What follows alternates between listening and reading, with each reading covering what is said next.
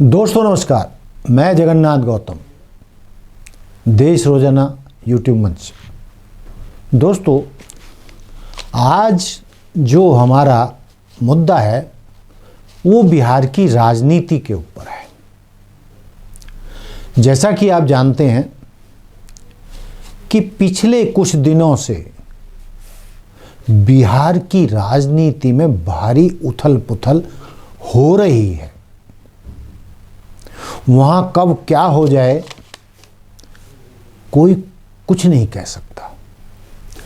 जिस तरीके से पिछले दिनों अटल बिहारी वाजपेयी के जन्म दिवस के अवसर पर बिहार के डिप्टी सीएम जो भाजपा से आते हैं,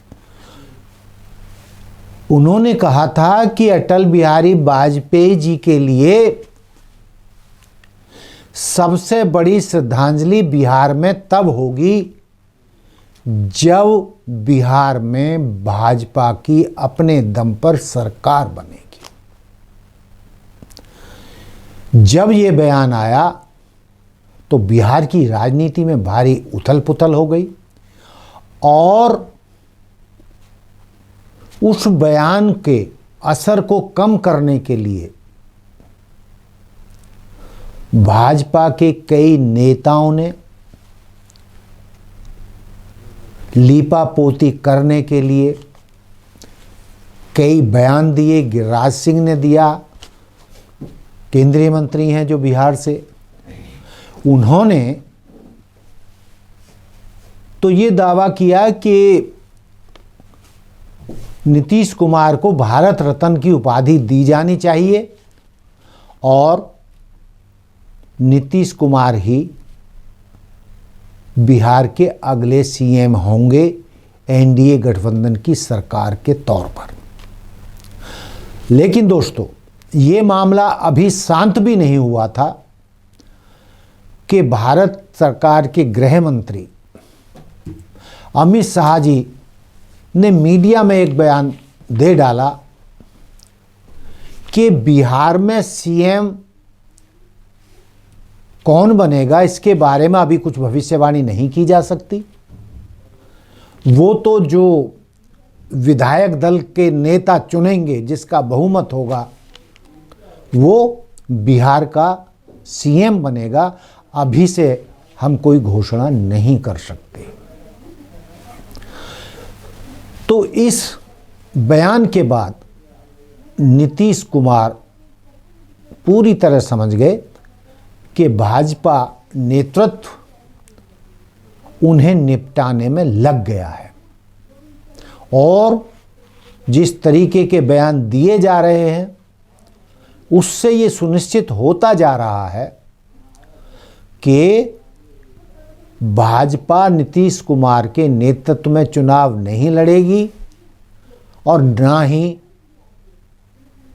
अगली बार नीतीश कुमार को बिहार का सीएम बनाएगी। और जब ये बात अमित शाह जी ने ही कह दी है तो इससे बड़ा और कोई बयान हो नहीं सकता। तो दोस्तों, नीतीश कुमार पहले ही एनडीए गठबंधन में फिलहाल अपने को कुछ समय से असहज पा रहे हैं और उन्होंने इन बयानों के बाद इनसे कैसे निपटा जाए,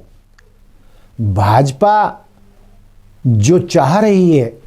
बिहार विधानसभा के चुनावों के बाद कि नीतीश कुमार को किनारे लगा दिया जाए, तो उसके बाद उन्होंने खुद प्रगति यात्रा बिहार में शुरू कर दी और अपना प्रभाव दिखाने के लिए उन्होंने जो ये यात्रा की उसमें काफ़ी भीड़ भी उमड़ रही है। और इस बात से भी नहीं इनकार किया जा सकता कि बिहार में दलित, महादलित और मुस्लिम जो एक बड़ा वोट बैंक है, नीतीश कुमार उनके एक छत्र नेता हैं। हालांकि नीतीश कुमार के इस वोट बैंक को तोड़ने के लिए और उनके जो उम्मीदवार थे उनको हराने के लिए भाजपा ने चिराग पासवान को उतारा था, और जो जेडीयू के उससे पिछले चुनाव में 75 के आसपास जो विधायक थे वो उन चुनावों में 45 पर आकर टिक गए। और अब जो ये बताया जा रहा है कि जेडीयू को इतना कमज़ोर कर दिया जाए कि उसके 45 विधायक भी ना आ सकें, और अभी उन कुछ नेताओं के माध्यम से भविष्यवाणी की जा रही हैं, उनमें पीके भी शामिल है कि इस बार नीतीश कुमार के 20 के आसपास से ज़्यादा एमएलए नहीं जीतेंगे या नहीं जीतने दिए जाएंगे। तो इसका सीधा सा मतलब है कि एनडीए में रहते हुए नीतीश कुमार सीएम बनने नहीं जा रहे हैं। एक बात और भी कही जा रही है कि भाजपा नेतृत्व, चूंकि वह सभी वर्गों के सीएम बन चुके हैं, दलित कोई भी नेता सीएम नहीं बना है, तो ये भी कहा जा रहा है, चिराग पासवान को समझाया जा रहा है कि आप अपनी पार्टी का भाजपा में विलय कर लीजिए, तो हम आपको एनडीए का सीएम चेहरा घोषित कर सकते हैं चुनावों से पहले, क्योंकि आपकी पार्टी अपने दम पर इतनी सीटें नहीं जीत सकती कि आप बिहार के सीएम बन सकें। तो ये भी चर्चा चल रही है। ये चर्चा भी नीतीश कुमार के पास पहुंची है, और वो जानते हैं कि चिराग पासवान को भाजपा नेतृत्व ने उनके पीछे लगाया हुआ है, और उसी के चलते उनकी जो सीटें थीं 70+ से घटकर 45 रह गई। तो नीतीश कुमार सब समझ रहे हैं, हालांकि वो मान रहे हैं कि उन्हें चारों तरफ से घेरा जा रहा है, और जो खुद उन्हीं के बड़े नेता जिसको उन्होंने खुद बनाया, लल्लन सिंह और संजय झा, बताया जाता है कि भाजपा के हाथों में खेल रहे हैं, और वो नीतीश कुमार को कमज़ोर करने का काम कर रहे हैं, जेडीयू को कमज़ोर करने का काम कर रहे हैं, और नीतीश कुमार को निपटाने का काम कर रहे हैं भाजपा के खेमे के साथ मिलकर। तो ऐसी कई स्थितियां हो रही हैं कि जिससे नीतीश कुमार की जो राजनीतिक स्थिति है बिहार में कमज़ोर सी दिखने लगी है। लेकिन दोस्तों, इसी के चलते इस बीच एक और घटना घटी कि जेडीयू के बड़े नेता और लालू यादव जी के बहुत करीबी नेता वीरेंद्र सिंह, उन्होंने एक पासा फेंका कि नीतीश कुमार जी को पुनः इंडिया गठबंधन में शामिल हो जाना चाहिए, और जो उनका राजनीतिक कैरियर रहा है वो सांप्रदायिक विरोध पर टिका हुआ रहा है, तो हम भी सांप्रदायिकता के विरोधी हैं। और जिस तरीके से बीजेपी नीतीश कुमार को निपटाने में लगी है, यदि वो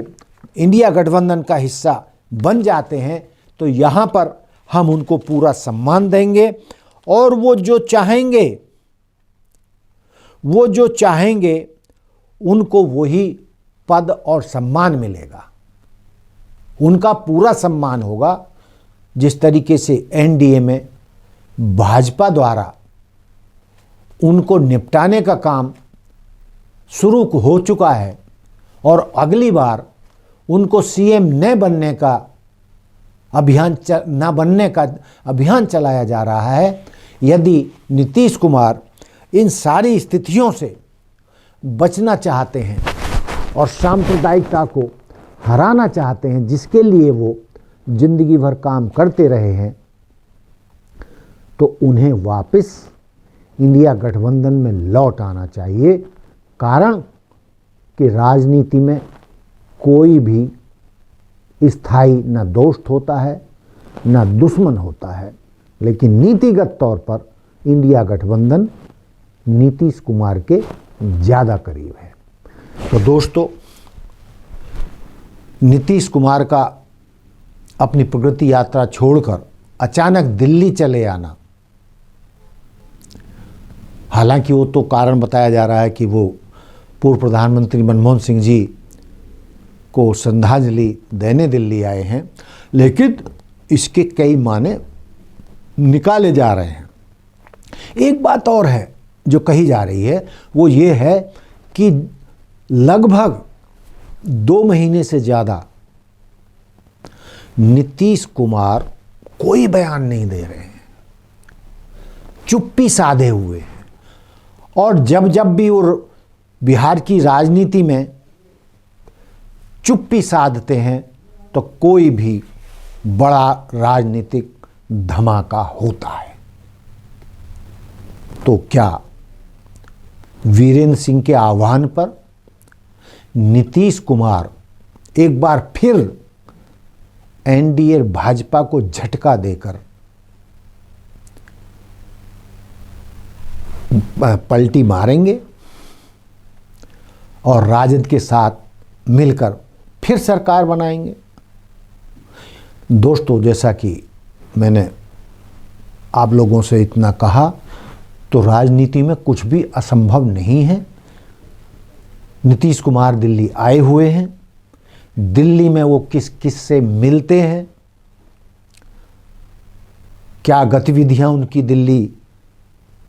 प्रवास के दौरान रहती हैं, और क्या नीतीश कुमार सचमुच में फिर पलटी मारने वाले हैं, इससे इनकार नहीं किया जा सकता। और जो मैंने एक बात और कही कि यदि नीतीश कुमार पलटी मारते हैं और इंडिया गठबंधन राजद के खेमे में लौट आते हैं, तो फिर क्या भाजपा नेतृत्व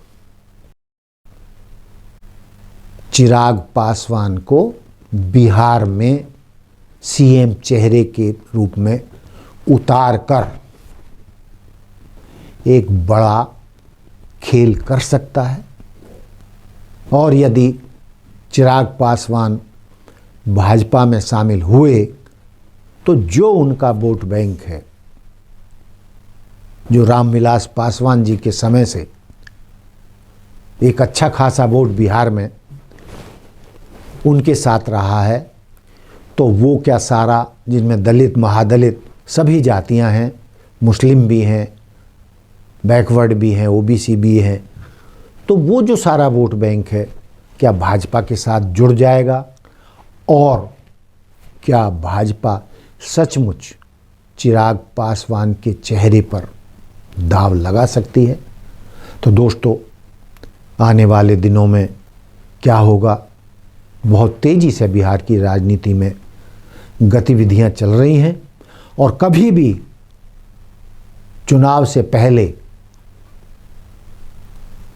बड़ा राजनीतिक धमाका हो सकता है। तो दोस्तों, देखते रहिए देश रोजाना। नमस्कार। हमारे साथ जुड़े रहने के लिए सब्सक्राइब करें देश रोजाना के YouTube चैनल को, और नई वीडियो की नोटिफिकेशन पाने के लिए बेल आइकन जरूर दबाएं। अगर आप ये वीडियो Facebook या Instagram पर देख रहे हैं तो पेज को लाइक और फॉलो जरूर करें और ज्यादा से ज्यादा शेयर करें।